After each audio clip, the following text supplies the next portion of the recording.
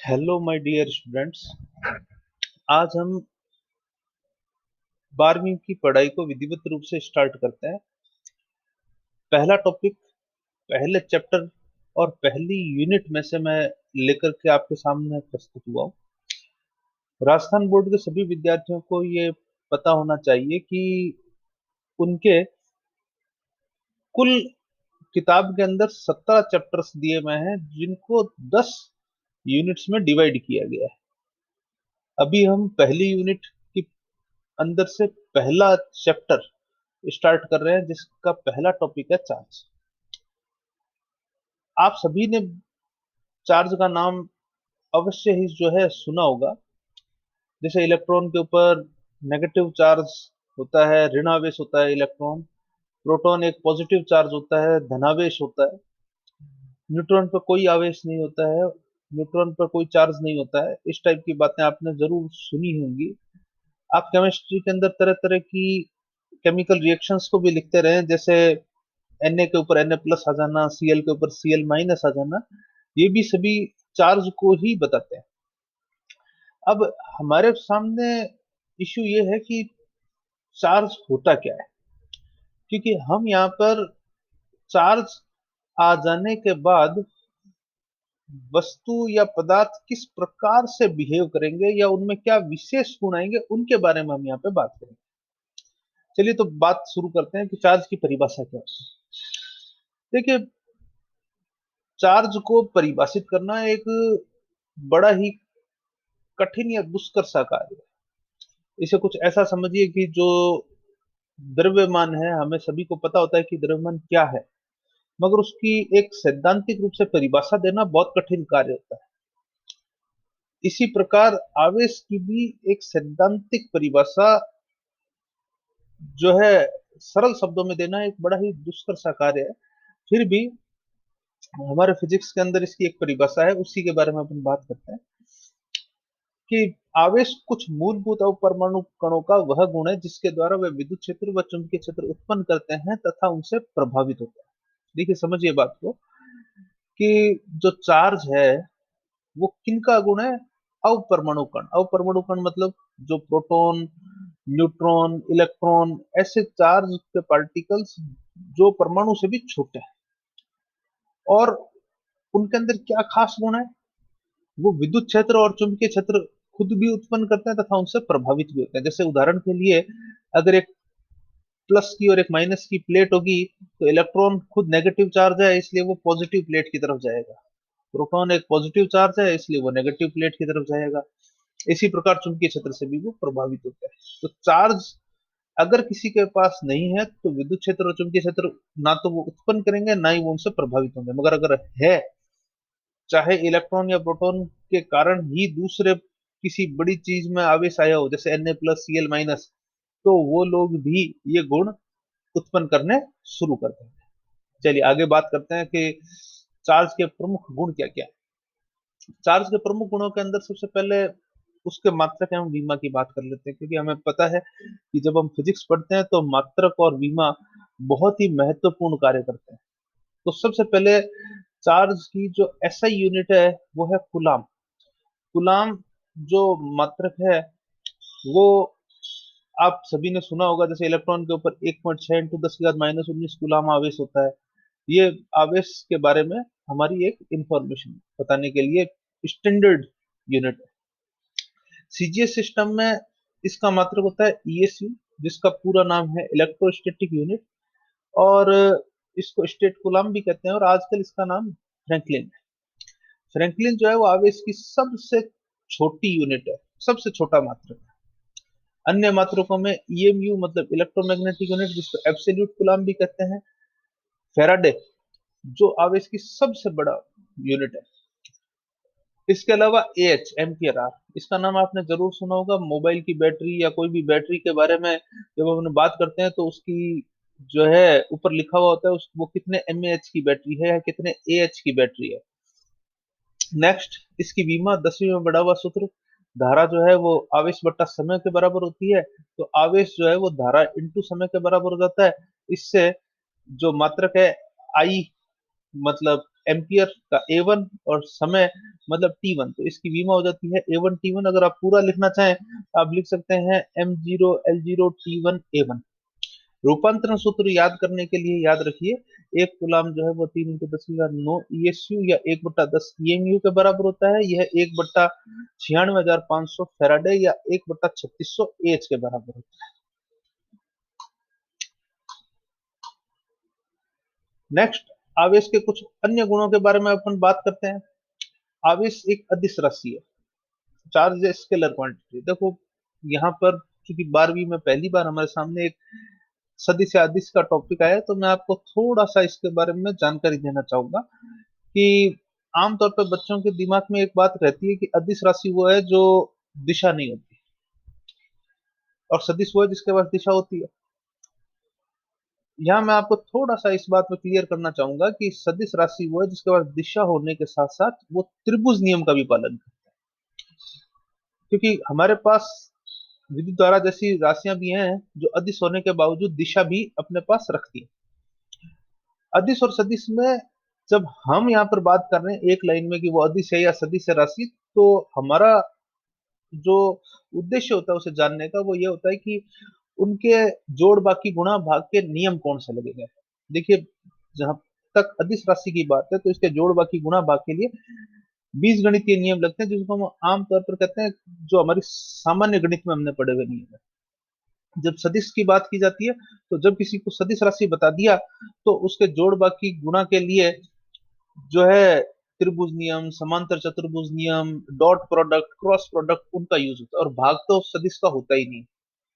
तो ये मुख्य अंतर है, इनका ध्यान रखना हमें आवश्यक है। जब हमने ये कह दिया कि आवेश एक अदिश राशि है तो इसके लिए ये अंडरस्टूड बात होगी कि आवेश का जोड़ बाकी गुणा भाग करने के लिए हमें बीजगणितीय गुणा भाग का ही यूज करना होगा, और इसको निरूपित करने के लिए केवल परिमाण की आवश्यकता होगी। नेक्स्ट, आवेश की खोज के बारे में कुछ बातें। देखो, सबसे पहले हमें आवेश की जो शुरुआती आइडिया किसी को लगा था तो 600 ईसा पूर्व थेल्स नामक वैज्ञानिक, जो ग्रीक वैज्ञानिक थे, उन्हें पता चला था। उन्होंने अंबर नाम के पदार्थ को रगड़ करके और जो है उसके अंदर आकर्षण के गुण ढूंढे थे। ऐसा ही थेल्स ने भी जो है घर्षण द्वारा उत्पन्न करके देखा था। उसके अलावा 1600 ईस्वी में ये पता चला कि विद्युत आवेशित जो वस्तुएं होती हैं वो आकर्षण के साथ साथ प्रतिकर्षण भी कर सकती है। 1735 ईस्वी के अंदर डूफे को सबसे पहले ये पता चला कि आवेश के दो प्रकार हो सकते हैं। 1750 ईस्वी में फ्रैंकलिन और गिलबर्ट ने धनावेश और ऋणावेश की संकल्पना दी।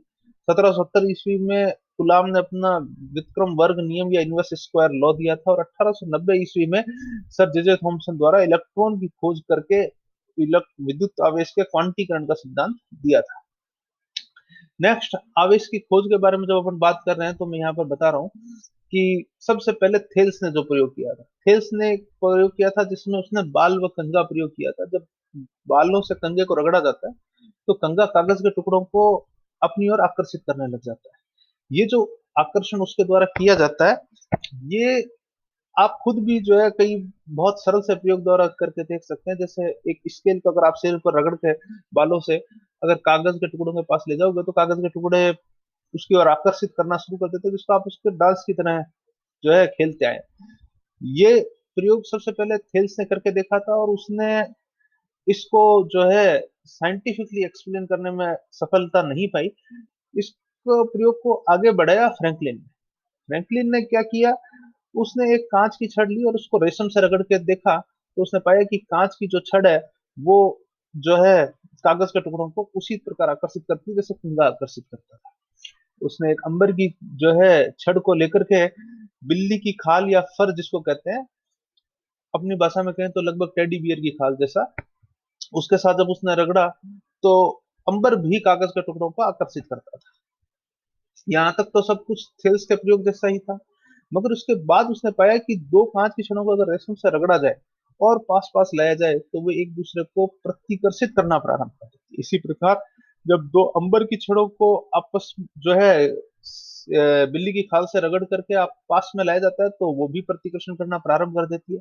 और एक कांच और एक अंबर की छड़ को जब पास में लाया जाता है उनको सिल्क और फर से रगड़ करके, तो वो प्रतिकर्षण की बजाय आकर्षण करना प्रारंभ कर देती है। इस आधार पर गिलबर्ट ने एक सिद्धांत दिया और उसने कहा कि when objects are rub together then they get charge. जब वस्तुओं को आपस में रखा जाता है तो आवेशित हो जाती है। यहाँ मैं चार्ज का शाब्दिक अर्थ जरूर बताना चाहूंगा। चार्ज का शाब्दिक अर्थ, हिंदी में आवेश का शाब्दिक अर्थ, आवेश का मतलब होता है गुस्सा, चार्ज का मतलब एंगर। तो जब वस्तुओं को आपस में रगड़ा जाता था तो गिलबर्ट के हिसाब से उन्हें गुस्सा आ जाता है, एंगर आ जाती है, और वो ऐसे में कागज के टुकड़ों को आकर्षित करना शुरू कर देते हैं। देन गिलबर्ट ने जो आगे की बात कही वो ये कही कि ये जो चार्ज है वो दो टाइप का होता है। पहला कांच पर आवेश जिसको उसने धनावेश कहा, दूसरा अंबर पर आवेश जिसको उसने ऋणावेश कहा। अगर उस समय गिलबर्ट इनको विपरीत क्रम में मान लेते तो आज सारे के सारे चार्ज भी विपरीत ही होते। आज अपन जिन पे कांच जैसा आवेश है उनको धनावेश मानते हैं और जिनको अंबर जैसा आवेश है उनको ऋणावेश मानते हैं।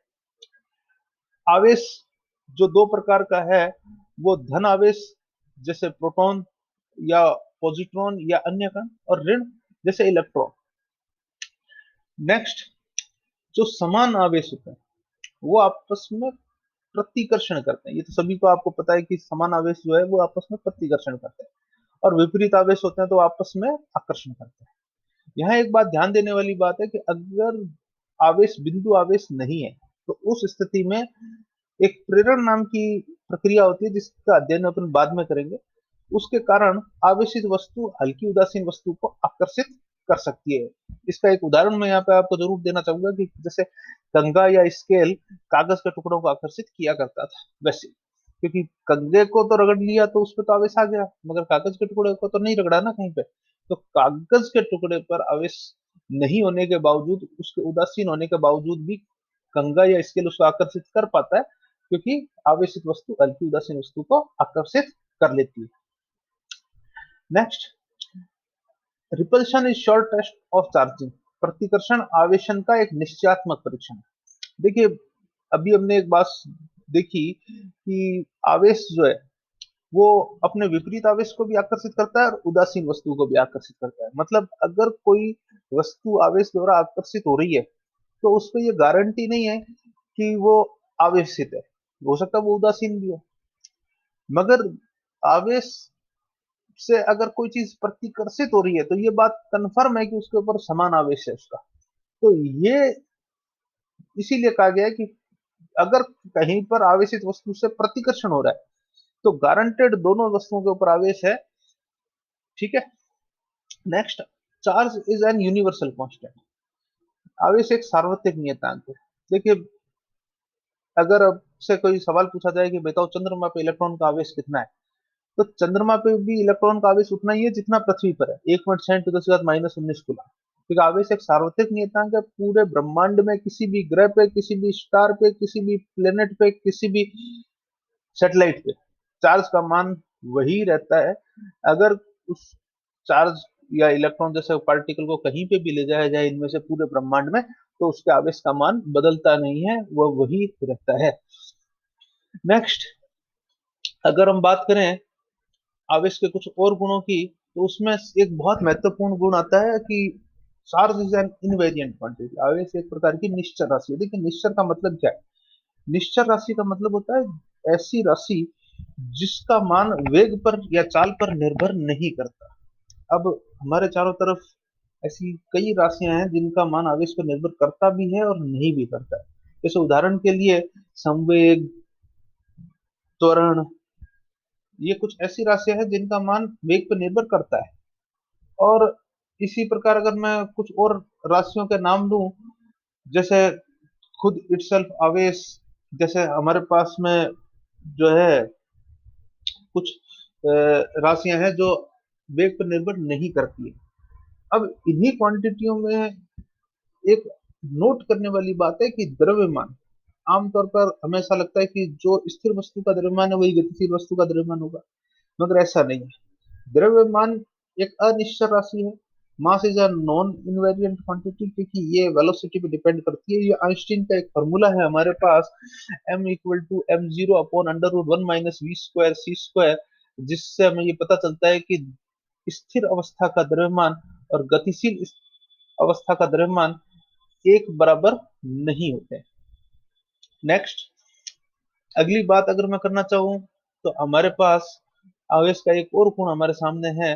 वो ये बताता है कि आवेश का अस्तित्व बिना द्रव्यमान के नहीं हो सकता, परंतु द्रव्यमान का अस्तित्व आवेश के बिना हो सकता है। इस बात को जरा ध्यान से समझिए कि charge can't exist in absence of mass, but mass may exist in absence of charge. मतलब अगर हमारे पास कोई नया कण खोजा जाए, अगर उसका द्रव्यमान हमें शून्य प्राप्त हो जाए, तो हमें आवेश ज्ञात करने की जरूरत नहीं है, उसका आवेश भी शून्य ही होगा, क्योंकि बिना द्रव्यमान के आवेश नहीं हो सकता। मगर अगर किसी का आवेश जीरो है, तो हमें उसका द्रव्यमान निकालना पड़ेगा, क्योंकि हो सकता है वो न्यूट्रॉन जैसा कण हो जिसका आवेश तो शून्य है, मगर द्रव्यमान उसके पास में है। इसलिए अगर किसी का आवेश शून्य है, तो उसके पास द्रव्यमान हो भी सकता है, नहीं भी हो सकता। मगर अगर चार्ज की बजाय द्रव्यमान जीरो प्राप्त हो जाए, मास जीरो हो जाए, तो उसका चार्ज 100% शून्य ही होगा। जैसे उदाहरण के लिए मैं कुछ ऐसे पार्टिकलों का उदाहरण लेता हूँ जिनका द्रव्यमान भी जीरो होता है, आवेश भी जीरो होता है, जैसे फोटोन, न्यूट्रिनो, ग्रेविटोन।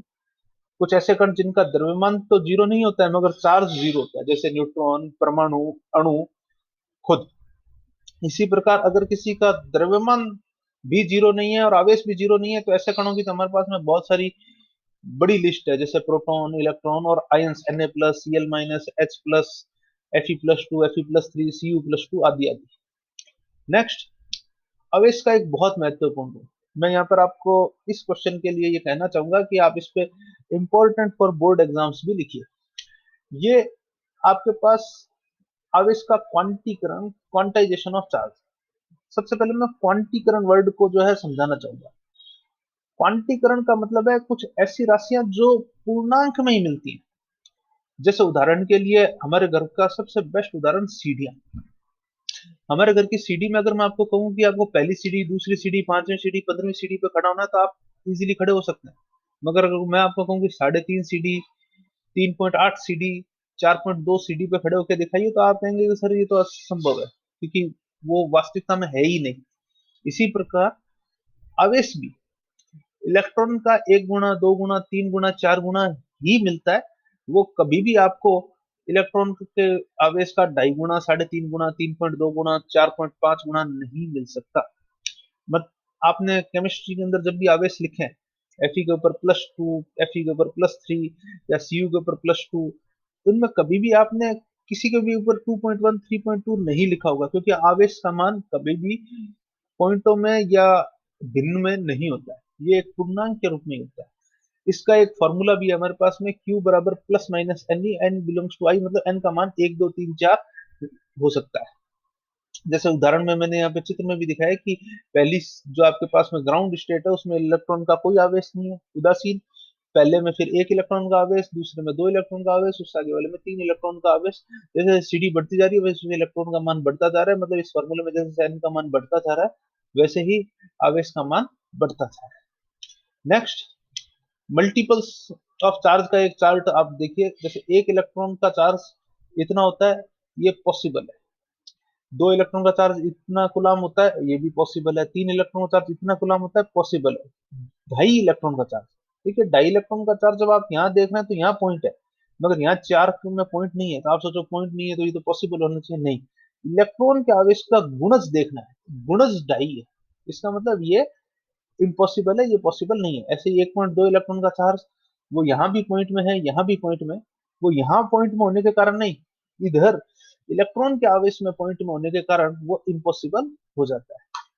नेक्स्ट, इसके आवेश के क्वांटीकरण के कुछ हाइपोथेटिकल हमारे पास में एक्सेप्शंस भी हैं, अभिकल्पित जो है अपवाद भी हैं। इनका नाम है क्वार्क्स। क्वार्क जो है वो एक ऐसे पार्टिकल्स माने गए हैं कि जब प्रोटॉन और न्यूट्रॉन को भी तोड़ा जाएगा, तो उसके अंदर से जो निकलेंगे उन्हें क्वार्क्स माना गया है। एक अप क्वार्क होता है जिसपे प्लस 2/3 इलेक्ट्रॉन का आवेश होता है, और एक डाउन क्वार्क होता है जिसपे -1/3 इलेक्ट्रॉन का आवेश होता है। प्रोटॉन दो अप क्वार्क और एक डाउन क्वार्क से मिलकर बना होता है, मतलब यूयूडी उसकी स्ट्रक्चर होती है। और न्यूट्रॉन जो है वो एक अप क्वार्क और दो डाउन क्वार्क से मिलकर बना होता है, मतलब उसकी स्ट्रक्चर यूडीडी जैसी मानी गई। नेक्स्ट, आवेश के संरक्षण का नियम। आवेश का संरक्षण का नियम कहता है कि हम ना तो आवेश को उत्पन्न कर सकते हैं और न ही उसे नष्ट कर सकते हैं, हम उसे केवल एक वस्तु से दूसरी वस्तु में स्थानांतरित कर सकते हैं। We can't create or destroy charge, we can only transfer it from one object to other। और इस कंडीशन में कुल प्रारंभिक आवेश कुल अंतिम आवेश के बराबर होगा, means Q initial equal to Q final. ये इसका गणितीय फॉर्मूला है। कुछ उदाहरण देखिए इसके। सबसे पहला उदाहरण है केमिकल रिएक्शंस का। केमिकल रिएक्शंस में जैसे क्लोरीन, जब Cl और इलेक्ट्रॉन में वापस टूटेगा क्लोराइड का आयन, तो प्रारंभ में आवेश -1 क्लोराइड का था, और फाइनल चार्ज क्लोरीन का 0 और इलेक्ट्रॉन का -1, तो -1। तो आप पाएंगे कि शुरुआत में भी -1 और बाद में -1, मतलब initial charge equal to final charge. इसी प्रकार जब Na प्लस और इलेक्ट्रॉन में टूटता है, तो Q initial equal to 0, Q final equal to भी 0 होता है। आप इन्हीं दो उदाहरणों के लिए जरूरी नहीं आप केमिस्ट्री की कोई भी रिएक्शन लिख लीजिए, वो अगर संतुलित और सही केमिकल रिएक्शन है तो उसमें आवेश संरक्षित होगा ही, हर केमिकल रिएक्शन में। Next, nuclear reactions. Nuclear reactions जैसे कार्बन 16 का बीटा क्षय द्वारा नाइट्रोजन में बदलना, ये एक नाभिकीय अभिक्रिया का उदाहरण है। इसमें जो आवेश लिखा हुआ है वो नीचे की तरफ लिखा हुआ है, प्रोटॉनों की संख्या। कार्बन के ऊपर 6 आवेश होता है, नाइट्रोजन पर 7 धनावेश होता है, और इलेक्ट्रॉन पर -1 आवेश होता है। इस स्थिति में भी अगर आप देखोगे तो शुरुआत का भी प्रारंभिक आवेश भी 6 है और अंत का भी चार्ज 6 है, तो कुल टोटल चार्ज वैसा का वैसा ही। हमारे पास में कुछ उदाहरण इसके अलावा भी है, जैसे पेयर प्रोडक्शन। पेयर प्रोडक्शन के अंदर एक फोटोन जो अपनी ऊर्जा लेकर के आता है, वो द्रव्यमान में परिवर्तित होकर के इलेक्ट्रॉन और पॉजिट्रॉन के युग्म में उत्पन्न जो है परिवर्तित हो जाती है। इस स्थिति में फोटोन का शुरुआती आवेश शून्य होता है, और इलेक्ट्रॉन और पॉजिट्रॉन का अंतिम आवेश भी टोटल शून्य ही होता है। इसी प्रकार युग्म विलोपन या पेयर एनिहिलेशन की प्रक्रिया में भी इलेक्ट्रॉन और पॉजिट्रॉन मिलकर के फोटोन में बदल जाते हैं, और इस प्रक्रिया में भी कुल आवेश संरक्षित रहता है। तो ये हमारे पास में आवेश संरक्षण के अनेक उदाहरण है। इनमें महत्वपूर्ण हमारे लिए पेयर प्रोडक्शन मतलब युग्म उत्पादन, और पेयर एनिहिलेशन मतलब युग्म विलोपन है, जो हमारे फिजिक्स के ही उदाहरण है। नेक्स्ट, आवेश के वितरण के बारे में बात करते हैं। आवेश जो है हमारे पास में चालक और कुचालक के रूप में या अचालक के रूप में जो है भेदभाव करता है। कैसे, समझिए। अगर आवेश अचालक वस्तु में है तो वो उसके संपूर्ण आयतन में एक समान रूप से वितरित होगा, और अगर वो नॉन कंडक्टर की बजाय कंडक्टर वस्तु है तो आवेश उसकी बाह्यतम सतह में वितरित होगा। इसको एक मैं उदाहरण से समझाऊं। अगर आप किसी भी तार को टच करते हैं जिसके ऊपर प्लास्टिक का कवर है, तो आपको झटका नहीं आता, क्योंकि चार्ज जब आप उसकी बाहर की सरफेस को टच करते हैं तो चार्ज उसके अंदर होता है। मगर जब आप उसी के छिले हुए मेटल के पार्ट को, तार को टच करते हैं, तो आपको झटका आ जाता है, क्योंकि आप जब मेटल को टच करते हैं तो मेटल की सरफेस को टच करने से पहले आप उसके चार्ज को टच कर लेते हैं, और उसी चक्कर में आपको जोर का झटका लग जाता है। तो ये चार्ज द्वारा कंडक्टर और नॉन कंडक्टर में वितरण का डिस्ट्रीब्यूशन है, और ये हमारे लिए एक बहुत महत्वपूर्ण पॉइंट है, क्योंकि आगे के डेरिवेशंस में ये हमारे लिए काम आएगा। चालक के अंदर सिर्फ आवेश जो है वो उसके सरफेस पर वितरित रहता है, ये तो है, मगर वो एक समान से होगा या नहीं होगा, इसके अंदर थोड़ा सा ध्यान रखने की जरूरत है। अगर आवेश का कहीं पे तीखा किनारा अगर कोई निकला हुआ है, तो वहां पर आवेश का घनत्व ज्यादा हो जाता है। इसका कारण हम आगे आपको जो है प्रूफ करके बताएंगे। यहाँ पर हम जो है अभी इस पॉइंट के बारे में बात कर रहे हैं कि ऐसा होता है। अब इसके तीखे किनारे पर आवेश अधिक होने का मैं एक उदाहरण आपको जरूर समझाना चाहूंगा। आप सभी लोगों को कभी न कभी कूलर से जो है झटका जरूर लगा होगा, लोहे वाले से, तो वो बदनाम ही होता है झटका मारने के लिए। तो उसके अंदर जब आप ध्यान देंगे तो आपको झटका मारने की जो सबसे ज्यादा पॉसिबिलिटी है वो उसके तीखे वाले कोने से रही है। ये जो आवेश के तीखे कोने पर अधिक होने का जो गुण है, ये ही बड़ा कारण है कि जैसे एंटीना कोई भी बनता है तो उसके किनारे तीखे रखे जाते हैं। और जहां पे भी जैसे तड़ित चालक जो बिल्डिंगों की छत पे लगाया जाता है आसमानी बिजली को जो है कैच करने के लिए, उनमें भी किनारों को तीखा बनाया जाता है ताकि आवेश का घनत्व वहां पे ज्यादा हो और जो है वो अपनी कार्रवाई को आसानी से कर पाए। नेक्स्ट, अगर स्टेशनरी चार्ज है तो वो सिर्फ इलेक्ट्रिक फील्ड बनाता है। हिंदी में मैं बोल देता हूँ, स्थिर आवेश जो होता है वो केवल विद्युत क्षेत्र उत्पन्न करता है। अगर चार्ज जो है वो यूनिफॉर्म वेलोसिटी मतलब एक समान वेग से चलना शुरू कर दे तो वो विद्युत क्षेत्र के साथ साथ चुंबकीय क्षेत्र भी बनाना शुरू कर देते हैं। देखो स्थिर था तो सिर्फ विद्युत क्षेत्र बना रहा था, एक समान वेग से गतिशील आ गया, यूनिफॉर्म वेलोसिटी से मूव आ गया तो विद्युत क्षेत्र व चुंबकीय क्षेत्र दोनों बनाते हैं। और अगर वो त्वरित गति करना शुरू कर दे मतलब वेग से आगे त्वरण और उसमें आ जाए तो इस स्थिति में वो विद्युत क्षेत्र चुंबकीय क्षेत्र के साथ साथ विद्युत चुंबकीय विकिरण भी उत्पन्न करना शुरू कर देता है। वो इलेक्ट्रिक फील्ड मैग्नेटिक फील्ड के साथ साथ वो तो दोनों बना ही रहा है, उसके अलावा इलेक्ट्रोमैग्नेटिक रेडिएशन विद्युत चुंबकीय विकिरण भी उत्पन्न करना प्रारंभ कर देता है। और ये जो विद्युत चुंबकीय विकिरण बनाता है यही हमें जो है एक्स किरणों, गामा किरणों, प्रकाश किरणों, रेडियो तरंगों, माइक्रोवेव सूक्ष्म तरंगों के रूप में मिलते हैं। नेक्स्ट, मैं आपको जो है बात बताना चाहूंगा कि आवेश धनावेश कैसे, किसी भी वस्तु को धनावेश कैसे दिया जाए या ऋणावेश कैसे दिया जाए। अगर आप किसी वस्तु को धनावेश देना चाहते हैं तो आपको उससे इलेक्ट्रॉनों को बाहर निकालना पड़ेगा। जब आप इलेक्ट्रॉनों को उससे बाहर निकालेंगे तो एक बात हमें यह भी पता चलती है कि उस वस्तु का द्रव्यमान थोड़ा सा ही सही कम हो जाएगा। इसका मतलब जो धनावेशित वस्तु होती है वो आमतौर पर इलेक्ट्रॉनों की कमी हो जाने के कारण उदासीन वस्तु की तुलना में हल्की हो जाती है। नेक्स्ट, अगली बात अगर अपन करें, अगर ऋणावेशित वस्तु है तो उसको आपको इलेक्ट्रॉन देना पड़ेगा, मतलब उसमें आवेशों का एक्सेस हो जाएगा, अधिकता हो जाएगी। और इसी इलेक्ट्रॉनों की अधिकता के कारण उसका द्रव्यमान भी उदासीन वस्तु की तुलना में थोड़ा सा ही सही अधिक होगा। आवेश को जो है अलग अलग विधियों द्वारा उत्पन्न करना, आवेश को अलग अलग उत्पन्न करने की विधियां हमारे पास में जैसे रगड़ना विधि, घर्षण विधि, इंडक्शन विधि, प्रेरण विधि, कंडक्शन मेथड, चालन विधि, रेडिएशन मेथड, विकिरण विधि आदि हैं। और इनके बारे में हम बात करेंगे अगले लेक्चर के अंदर।